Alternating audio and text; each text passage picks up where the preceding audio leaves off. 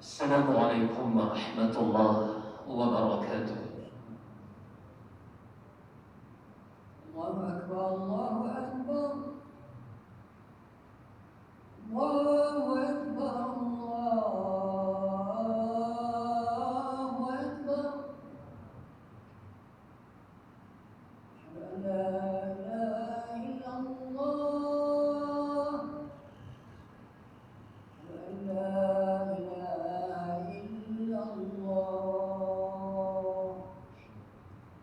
أشهد أن محمدا رسول الله،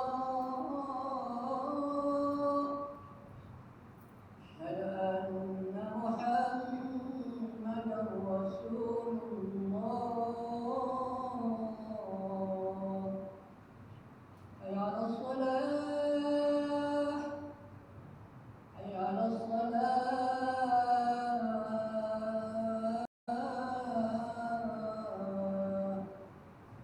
حي على الفلاح، حي على الفلاح.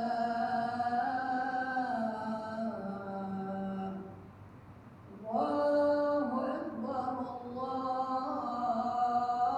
أكبر. لا إله إلا الله.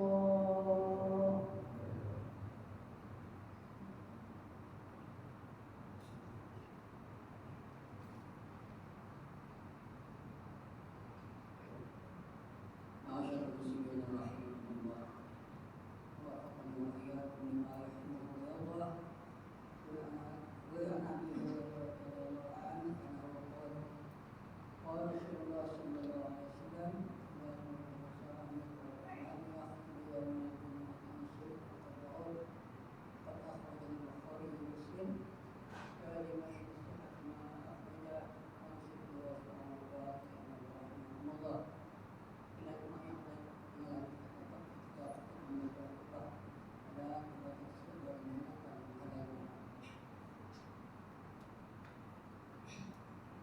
الحمد لله القائل: يا أيها الذين آمنوا اتقوا الله يا أيها الذين آمنوا اتقوا الله ولتنظر نفس ما قدمت لغد واتقوا الله إن الله خبير بما تعملون. أشهد أن لا إله إلا الله وحده لا شريك له، وأشهد أن سيدنا ونبينا محمدا عبده ورسوله. اللهم صل على سيدنا ونبينا وشفيعنا محمد وعلى آله وأصحابه والتابعين وتابع التابعين لهم بإحسان إلى يوم يبعثون. أما بعد فيا عباد الله، اتقوا الله، أوصيكم وإياي بتقوى الله، فقد فاز المتقون. إذ قال الله سبحانه وتعالى في كتابه وهو أصدق القائلين: أعوذ بالله من الشيطان الرجيم. يا أيها الذين آمنوا اتقوا الله حق تقاته ولا تموتن إلا وأنتم مسلمون. Ma'asyiral sallallahu alaihi muslimin rahimakumullah. Sidang jemaah yang berbahagia, tuan-tuan, para dhuyufur rahman, para tetamu Allah Ta'ala sekalian, rahimakumullah. Di kesempatan yang penuh barakah dan keizinan daripada Allah Subhanahu wa Ta'ala ini, saya menyeru hadirin mukminin, tuan-tuan yang dimuliakan Allah dengan iman dan Islam, juga buat diri saya, untuk sama-sama kita meningkatkan keimanan dan ketakwaan kita kepada Allah bimtithalil awamir, dengan melaksana segala suruh Allah, sama ada suruh Allah itu pada bab melakukan sesuatu, dan juga sama ada pada bab suruh Allah itu dalam bab meninggalkan sesuatu. Mudah-mudahan kita memperoleh kejayaan dan kemuliaan di alam akhirat Allah Subhanahu wa ta'ala dengan asbab usaha, dengan asbab ikhtiar kita dan istiqamah kita berpegang dengan janji-janji agama Allah Subhanahu wa ta'ala. Muslimin mukminin yang berbahagia, khutbah pada hari ini insya-Allah akan membicarakan tajuk musuh terbesar umat Islam. Tuan-tuan muslimin mukminin yang berbahagia, kedatangan Islam telah memberikan kesan besar sehingga berjaya menolak cara hidup jahiliyah dan mengeluarkan masyarakat Arab daripada zaman kegelapan mereka kepada petunjuk cahaya agama Allah Subhanahu wa ta'ala, daripada kezaliman kepada keadilan, dan daripada penindasan kepada pembelaan yang selayaknya. Ini bertepatan dengan suatu firman Allah Azza wa Jalla dalam surah Al-Anbiya ayat yang ke-107. A'udzu billahi minasyaitonir rajim. Wa ma arsalnaka illa rahmatan lil alamin. Dan tiadalah kami, kata Allah, memutuskan engkau wahai Muhammad melainkan untuk menjadi rahmat bagi sekalian alam. Tuan-tuan, perutusan Nabi sallallahu alaihi wasallam kepada seluruh umat manusia telah membawa kejayaan dan kebahagiaan yang besar nilainya. Alaihi wasallam menyelamatkan manusia daripada segala bentuk kesengsaraan. Baginda diutus oleh Allah Subhanahu wa ta'ala untuk menyempurnakan agama dan akhlak manusia supaya memperoleh kebaikan di dunia dan di alam akhirat Allah yang kekal abadi. Semua perjuangan Rasulullah sallallahu alaihi wasallam telah membawa Islam dari zaman jahiliyah menuju peradaban Islam yang cerah masa hadapannya, mengeluarkan manusia daripada kegelapan jahiliyah kepada cahaya Islam. Sehingga saat ini walaupun Rasulullah sallallahu alaihi wasallam telah wafat lebih daripada 1400 tahun yang lalu, tetapi kita masih lagi menerima dan melaksanakan segala ajaran-ajaran baginda sallallahu alaihi wasallam. Walau bagaimanapun tuan-tuan, nikmat keamanan dan kesejahteraan yang kita kecapi sering teruji, kita sebenarnya berhadapan dengan serangan-serangan musuh-musuh, sama ada yang nyata dan yang tersembunyi. Hari ini tuan-tuan, umat Islam bukan sahaja menerima tentangan hebat daripada musuh lahiriah ataupun zahiriah seperti Yahudi dan Nasara, bahkan juga tidak mampu ada di kalangan kita untuk menerima ujian-ujian dan serangan-serangan daripada musuh batin yang tersembunyi, yang sangat jahat, iaitulah hawa nafsu dan syaitan la'natullahi alaihim. Memang Islam tidak mengajar kita tuan-tuan untuk mencari musuh, tetapi Allah Subhanahu wa ta'ala memberitahu kita ujian-ujian yang bakal dihadapi umat Islam melalui ayat-ayat Al-Quranul Karim. Bahkan Nabi sallallahu alaihi wasallam melalui hadis-hadisnya juga mendedahkan siapa musuh umat Islam itu. Antaranya ialah yang pertama, golongan Yahudi dan Nasara serta orang-orang kafir. Yang kedua, musuh umat Islam ialah hawa nafsu. Yang ketiga, iblis dan juga syaitan. Yang keempat, orang-orang ataupun golongan munafik. Dan yang kelima, di kalangan orang Islam yang hasad dengki itu. Muslimin mukminin yang berbahagia, Allah Azza wa Jalla menjelaskan sifat kafir, terutamanya Yahudi dan Nasara, bahawa mereka tidak akan senang, bahawa mereka selamanya tidak akan menyukai orang Islam, sebagaimana orang Islam tidak, selagi mana orang Islam tidak menjadi pengikut setia mereka dan hidup dengan cara kehidupan mereka. Sebagaimana firman Allah dalam surah Al-Baqarah ayat 120, A'udzu billahi minasyaitonir rajim. Walan tarda 'anka al-yahud walan nasara hatta tattabi'a millatahum. Qul inna hudallahi huwal huda wa la in ittaba'ta ahwa'ahum ba'da alladhi ja'aka minal 'ilm ma laka minallahi min waliyyin wala nasir. Sadaqallahu maulana al-karim.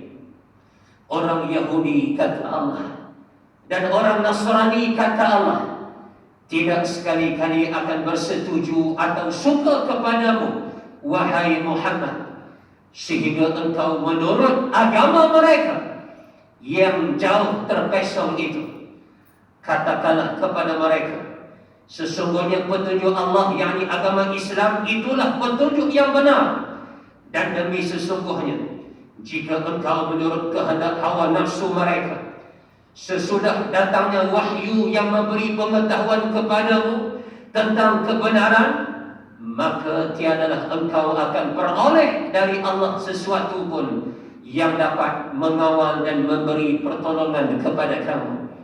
Tuan-tuan, justru kejayaan musuh-musuh Islam itu bukan kerana semata-mata kehebatan konspirasi mereka, tetapi kerana kelemahan umat Islam itu sendiri.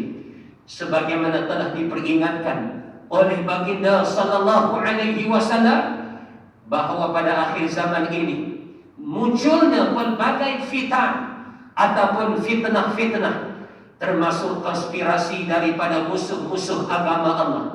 Selain itu juga, fitnah itu dicetuskan oleh umat Islam sendiri dengan banyaknya berlaku pertelingkahan demi pertelingkahan sesama kita, huru-hara dan peperangan sesama kita.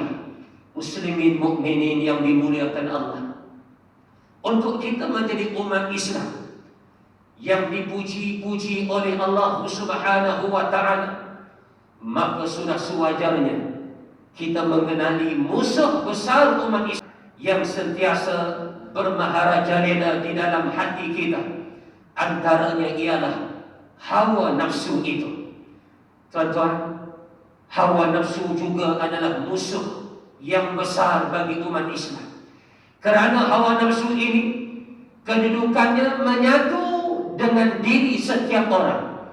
Ia tidak boleh dibunuh, tetapi boleh ditundukkan dan boleh diarahkan.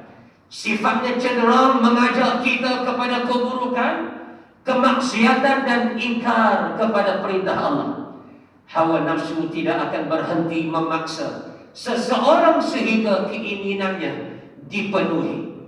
Walaupun ia selalu menuntut agar keinginannya tercapai, tetapi masih mempunyai fungsi yang benar apabila orang Islam berjaya menundukkan dan mengarahkan nafsu itu ke jalan yang diredai oleh Allah Subhanahu wa ta'ala. Tuan-tuan, Allah berfirman dalam surah An-Nazi'at ayat 40 dan 41. A'udzu billahi minasyaitonir rajim. Wa amma man khafa maqama rabbih wa nahaa an-nafsa 'anil hawa fa innal jannata hiyal ma'wa.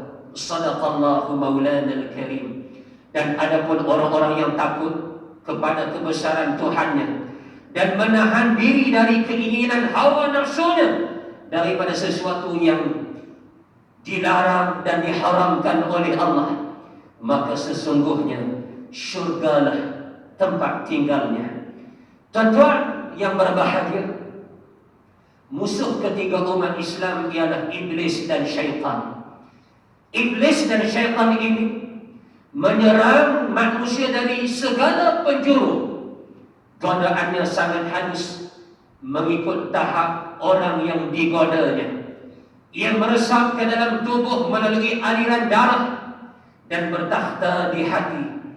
Ia bersekutu dengan hawa nafsu dan sentiasa menyertai gerak-geri dan tingkah laku manusia.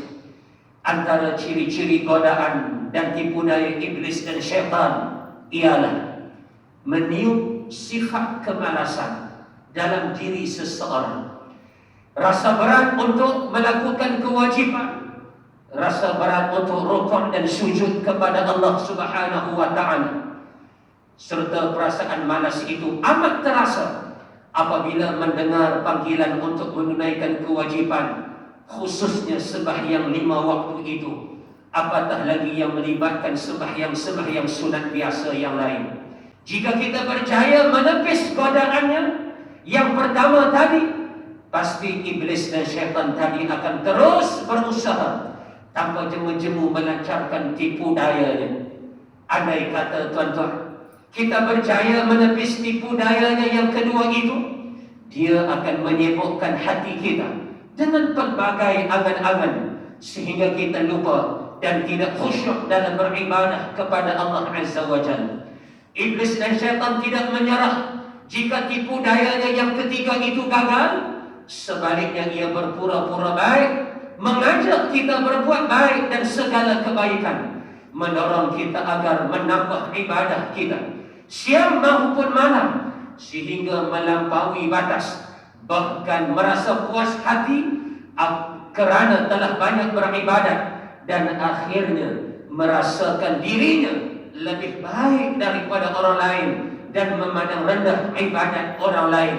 Disitulah sebenarnya kemuncak kejayaan syaitan dan iblis tanpa kita sedari selama ini. Tuan-tuan mukminin yang dimuliakan Allah dengan iman dan Islam, musuh umat Islam yang terbesar ialah golongan munafik.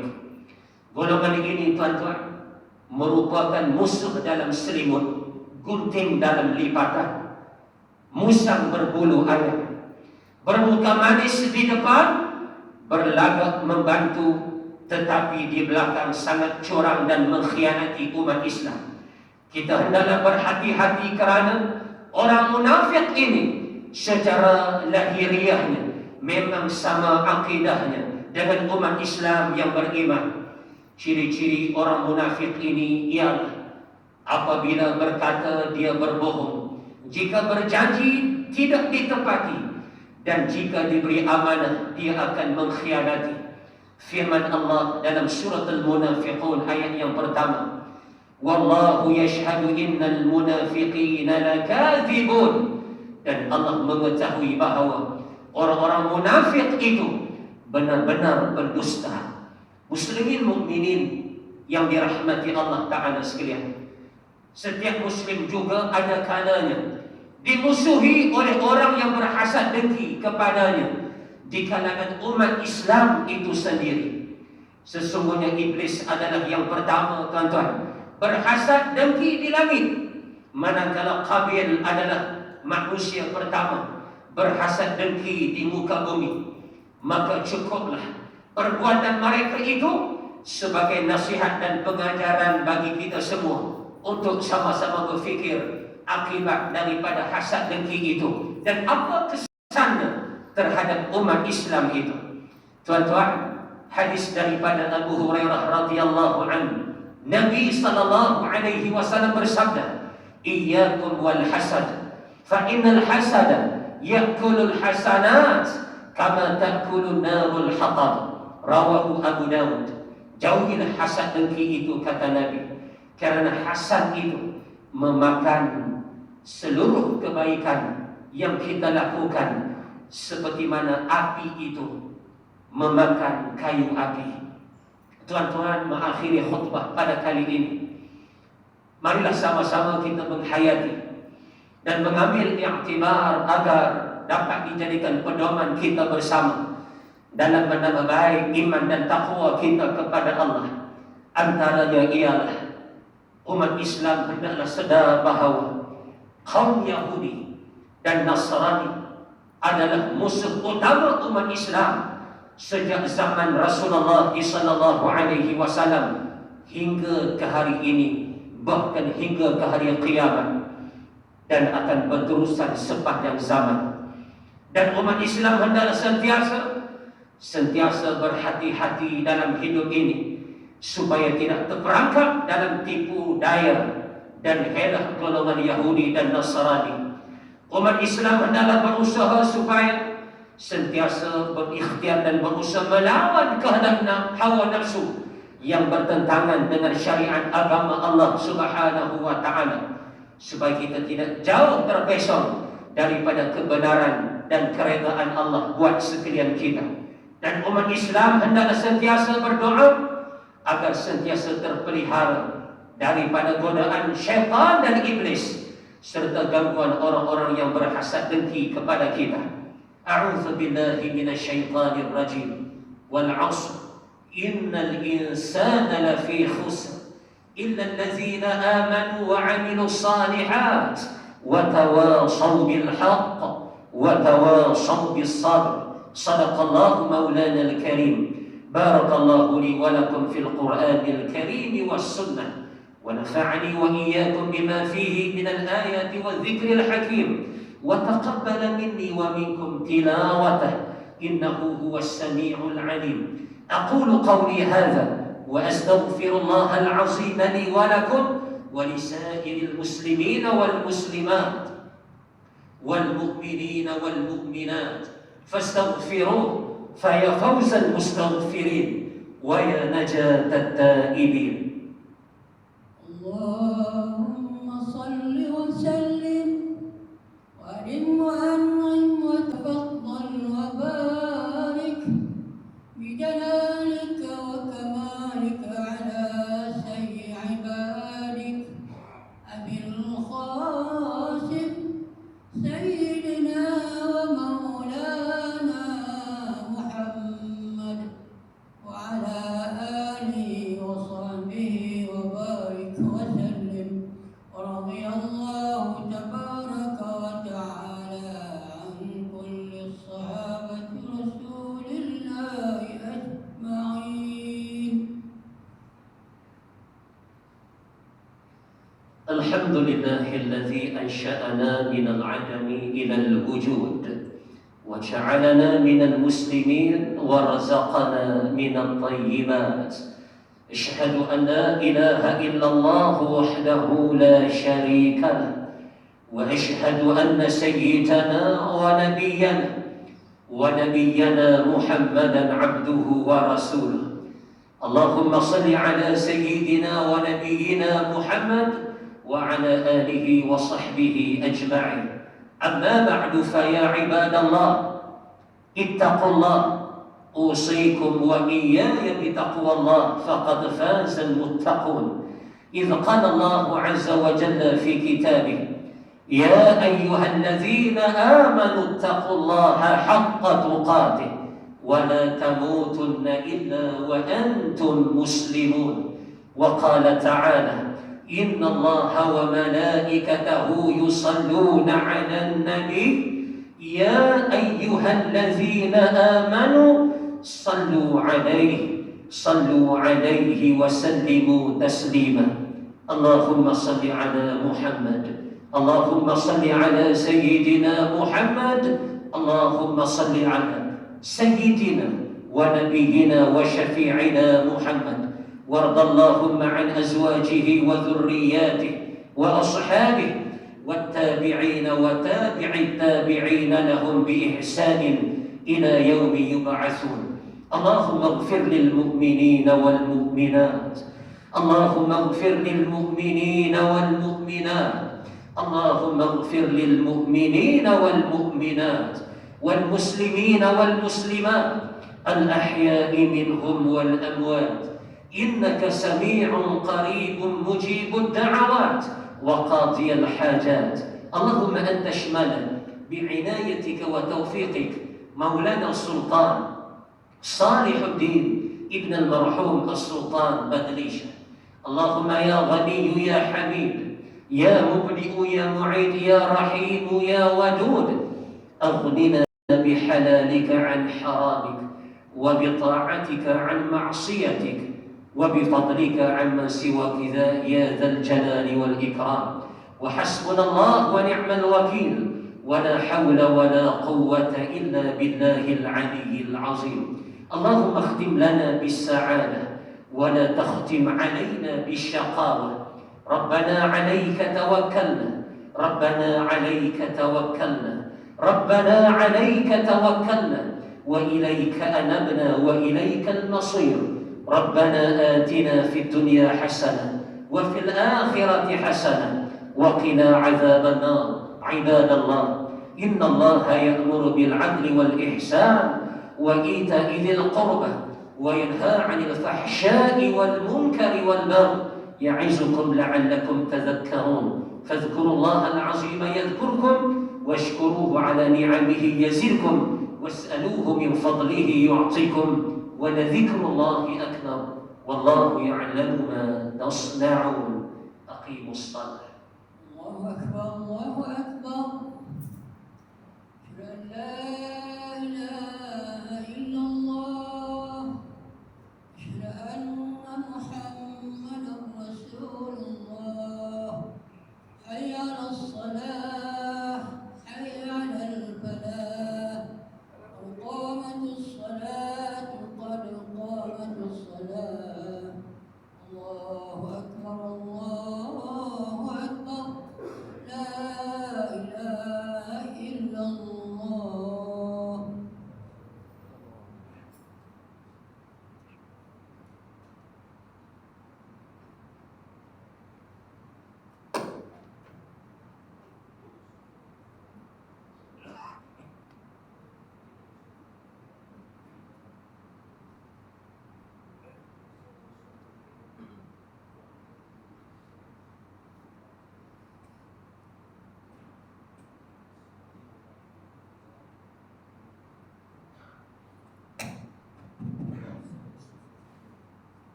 سووا صفوفكم رحمكم الله. صلي لله تعالى وصلي فرض الجمعات ركعتين. الله أكبر.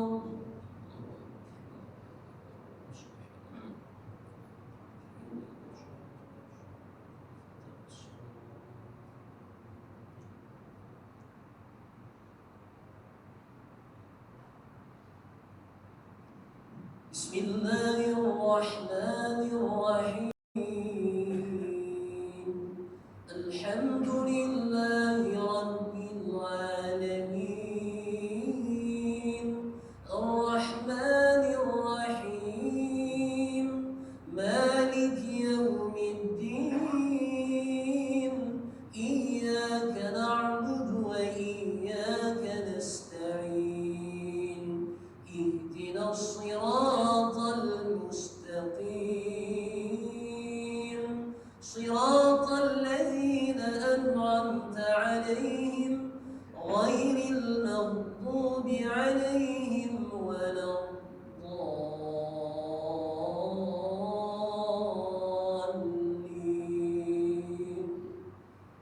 آمين.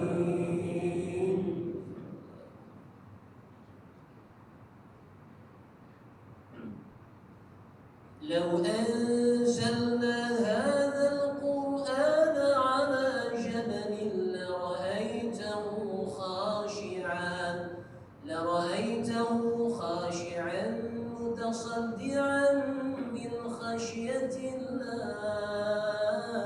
وتلك الأمثال نضربها للناس لعلهم يتفكرون. هو الله الذي لا إله إلا هو، عالم الغيب والشهادة، هو الرحمن الرحيم. الله أكبر.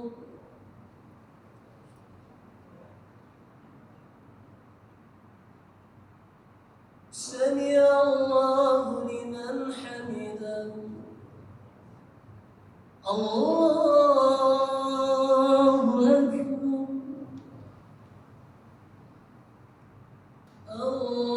الله أكبر الله أكبر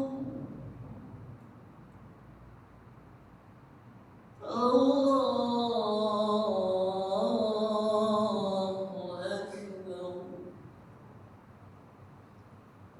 بسم الله الرحمن الرحيم الحمد لله رب العالمين الرحمن الرحيم مالك يوم الدين إياك نعبد وإياك نستعين اهدنا الصراط المستقيم صراط الذين أنعمت عليهم غير المغضوب عليهم ولا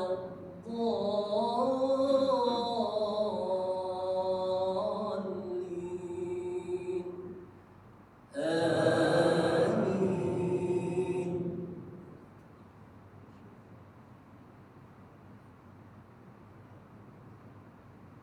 هو الله الذي لا إله إلا هو الملك القدوس السلام المؤمن المهيمن العزيز الجبار المتكبر سبحان الله عما يشركون هو الله الخالق البارئ المصور له الأسماء الحسنى له الأسماء الحسنى يسبح له ما في السماوات والأرض وهو العزيز الحكيم الله أكبر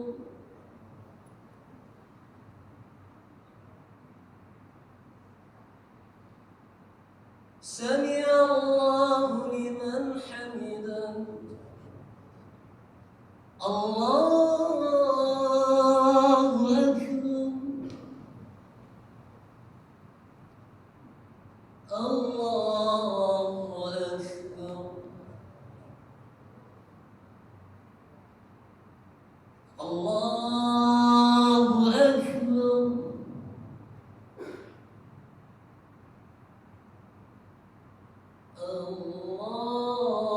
الله أكبر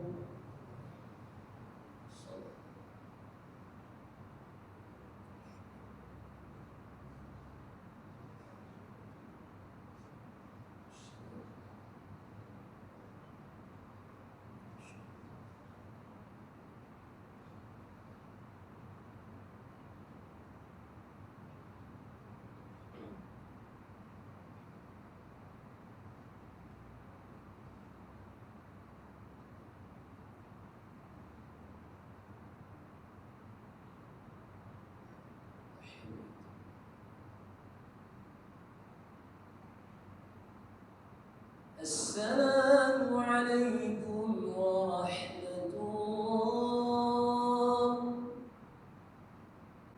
السلام عليكم ورحمة الله